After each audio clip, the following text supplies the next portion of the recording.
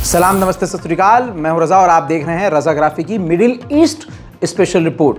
Iran के खिलाफ Azerbaijan जंग की तैयारी कर रहा है और ईरान को उकसाने का तमाम ऐसा कदम उठा रहा है जिसकी वजह से ईरान और आज़रबाईजान के रिश्ते बिगड़ जाएंगे। हालांकि अभी खबर यह आई थी कि आज़रबाईजान और ईरान अपने रिश्ते ठीक कर रहे हैं और आज़रबाईजान ईरान के विदेश मंत्री भी पहुंचे थे अपनी पूरी डेलीगेशन के साथ।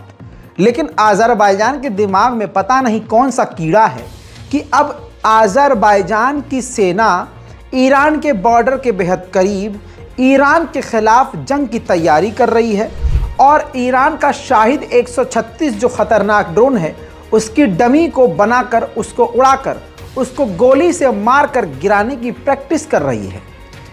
अब इससे ईरान तो चिढ़ेगा ही।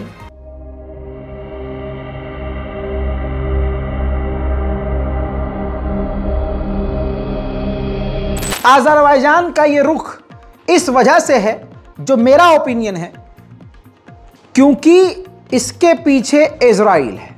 आज़रबाईजान को हथियार देने का लालच इजराइल दे रहा है। अब इजराइल के डिफेंस मिनिस्टर, ये तस्वीर देखिए, पहुंचे हैं आज़रबाईजान और ईरान से सिर्फ 200 किलोमीटर दूरी पर आज़रबाईजान और ईरान के नेताओं ने मुलाकात करी है और इजराइल का नेशनल एंथम आज़रबाईजान की सरजमीन और शिया मुस्लिम समुदाय के शहर और मुल्क, जी हाँ, शिया समुदाय, मैं इसलिए बताना चाह रहा हूं और जोर इस पे दे रहा हूं कि इजराइल के जो नेता हैं वो ईरान से सिर्फ 200 किलोमीटर दूर आज़रबाईजान की सरजमीन पे गए।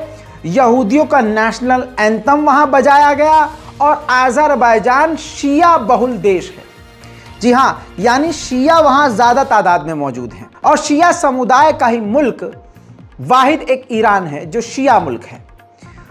तो एक शिया ईरान वाले हैं, एक शिया आज़रबाईजान वाले हैं जो इजराइल को सीने से लगा रहे हैं और एक शिया वो जो पूरी तरह से इजराइल के आगे झुकने से इनकार करते हैं। लेकिन आप खुद देखिए, ये वीडियो देखिए।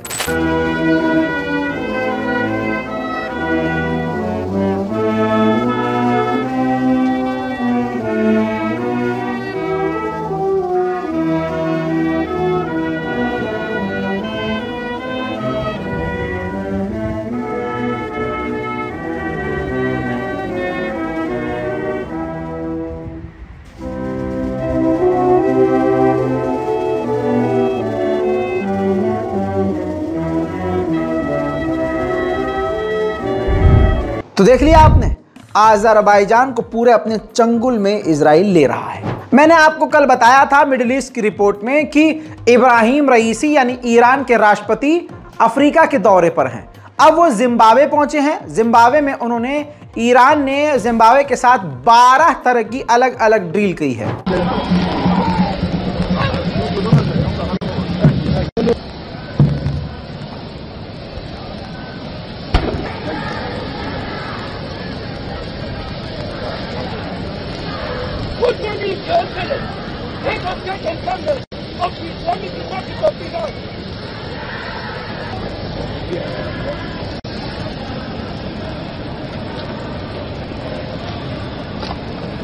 उधर ईरान की गवर्नमेंट ने बताया है कि 5 मिलियन अफगान रेफ्यूजीज हमारे ईरान में हैं, जिनमें से हमने 18,000 रेफ्यूजीज को वापस अफगानिस्तान भेज दिया है। कुवैत के बाद अब यूएई ने 15 ईरानी कैदियों को माफ कर दिया है। जल्द वो ईरानी कैदी वापस अपने वतन ईरान लौटेंगे। इराक ईरान से गैस ले रहा है, इसके बदले वो डॉलर में पेमेंट नहीं करेगा, बल्कि ईरान से इराक गैस लेगा और गैस के बदले वो क्रूड ऑयल ईरान को देगा। इसमें कोई भी पैसे का लेन देन नहीं होगा। डॉलर को पूरी तरह से इराक ने अपने बिजनेस से हटा दिया है। वहीं जो मैंने आपको कल ही हिंट दे दिया था, बता दिया था, ईरान के खिलाफ अमेरिका और इजराइल की एयरफोर्स ने इजराइल के ही हवाई इलाके में ईरान के खिलाफ ड्रिल की है, हमले की तैयारी।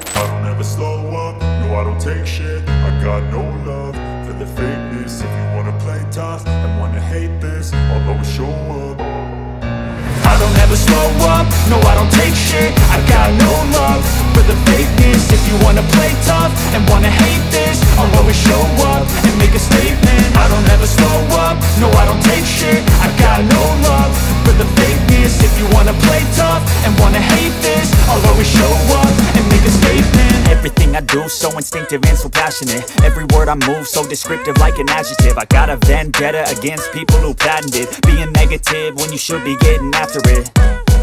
I got facts over tracks, this and that. Spitting slow, spitting fast, I could roast, I could gas. Think I'm okay at last, but I don't know if that can erase all the past and the pettiness. Israel के defence minister ने कहा है कि पूरी दुनिया में हमने Iran के 50 अटैक्स को, यानी 50 अलग अलग जगह पर ईरान के द्वारा अटैक किए जाने वाले थे, जिसे हमने रोका है। बिना सर पैर की बात है, कोई सबूत नहीं है, लेकिन इजराइल के डिफेंस मिनिस्टर ने यह बात कही है तो बात बड़ी है। उधर दोस्तों 900 फिलिस्तीनियों के घरों को नुकसान पहुंचा है। इजराइल ने फिलिस्तीन के जनीन के इलाके में जब रेड की थी, 900 घर तबाह हुए। सोचिए, इजराइल लगातार जुल्म पर जुल्म करता जा रहा है और मुस्लिम संगठन खामोश है। इजराइल की गवर्नमेंट जुल्म तो कर ही रही है, लेकिन यहूदियों की आम जनता भी फिलिस्तीनियों के घरों और इलाकों में घुसकर फिलिस्तीनियों के घरों पर और उनकी गाड़ियों पर, उन पर, फिलिस्तीनियों पर हमला कर रहे हैं।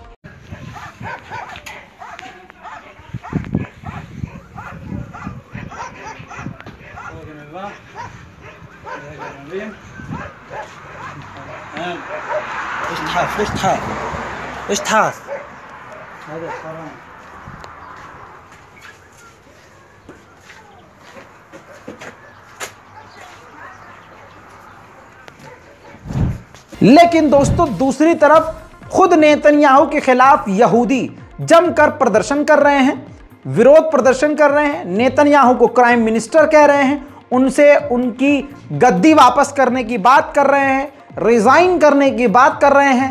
हद ये हो गई है कि अब इजराइल में जो अमेरिका की एम्बेसी है उसके बाहर यहूदियों ने खुद जाकर विरोध प्रदर्शन किया है नेतन्याहू के खिलाफ।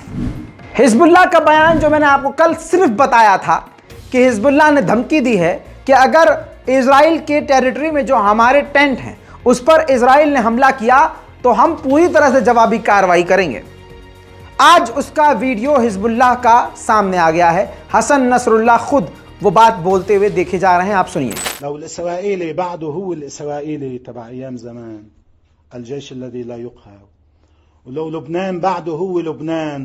الذي يتم احتلاله بفرقة موسيقية واللي بيفوت الإسرائيلي بيعتقل الدرك من المخافر بالقرى الحدودية وبيرتكب مجازر، كان بسهولة بكل بساطة بقذيفتين بيضرب الخيمة أو بيبعت مسيرة أو بيضربها بالطيران، أو أصلا ما كانت تنحط خيمة لو بعده الإسرائيلي إسرائيلي ولو لبنان بعده مثل ما كان.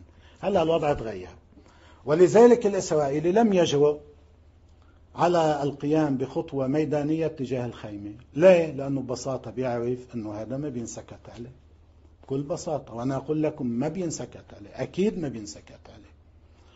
والشباب إنه بيعرفوا وعندهم توجيههم وبيعرفوا اللي لازم يشتغلوه إذا تم التعرض للخيمة. वहां जर्मनी ने सऊदी अरब को झटका देते हुए कहा है कि हम आपको यूरो फाइटर जेट कभी नहीं देंगे।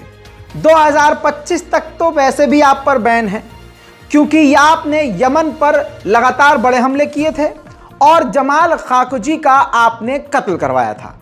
इन 3-4 मुद्दों को लेकर सऊदी अरब को हथियार देने से जर्मनी ने बैन किया हुआ है। वहीं जापान के प्राइम मिनिस्टर सऊदी अरब, कतर और यूएई के दौरे पर जाने वाले हैं। इन तीनों अरब देशों के अलावा और भी अरब देशों से जापान के प्रधानमंत्री कई तरह की डील कर सकते हैं। स्वीडन नेटो में शामिल होना चाहता है, टांग अड़ाई हुई थी तुर्की ने कहा ठीक है हम आपको शामिल होने देंगे, शर्त यह है कि इसके बदले में हम यूरोपीय यूनियन में शामिल होंगे। अब खबर यह है कि तुर्की ने यह भी कहा था स्वीडन से कि आप नेटो में शामिल होइए, लेकिन 2 तुर्क हैं हमारे अपने जो गद्दार हैं, आतंकी हैं, आतंकी संगठन को चलाते हैं, आपके स्वीडन में हैं, आप उसे आतंकी घोषित कीजिए। स्वीडन ने मना कर दिया। स्वीडन ने कह दिया हम नहीं करेंगे किसी को आतंकी घोषित। तो यार ये तो 2 दिन भी वफादारी नहीं कर पा रहा है स्वीडन। आखिरकार तुर्की इसके सामने ऐसा नरम पड़ क्यों गया, ये मेरे समझ से बाहर है। मिडिल ईस्ट की स्पेशल रिपोर्ट में आज और अभी के लिए इतना ही। इस तमाम खबरों पर आपकी जो भी राय है कमेंट में लिखना मत भूलिएगा। कमेंट लिखिए ताकि हमें अगले दिन वीडियो और ख़बर बनाने में, ख़बर दिखाने में इंटरेस्ट रहे। हिम्मत मिलती है जब आपके कमेंट पढ़ता हूँ, हिम्मत मिलती है कि हाँ ठीक है, आप लोग देख रहे हैं, रिएक्ट कर रहे हैं, अच्छा लगता है। वीडियो को लाइक कीजिए, नीचे कमेंट कीजिए, रिपोर्ट को शेयर कीजिए और रज़ाग्राफी यानी हमारे चैनल को सब्सक्राइब जरूर कीजिए। जय हिंद।